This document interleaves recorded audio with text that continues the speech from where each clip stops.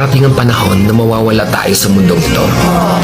At kapag dumating ang panahon na yun, hindi mahalaga sa kung gaano karami ng pera ang naipon mo sa bangko. Hindi rin mahalaga sa kung gaano ka successful sa trabaho or sa business mo. At lalong hindi mahalaga sa kung gaano kaganda ng mukha at ng katawan mo. Dahil ang mahalaga pagdating ng panahon na yun ay ang sagot sa tanong na naging masaya ka ba?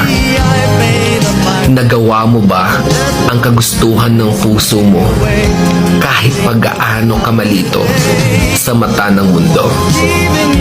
Dahil sa huli naman, ikaw naman magdadala ng mga memories na yon sa libingan mo. Hindi naman ang mga tao sa paligid mo.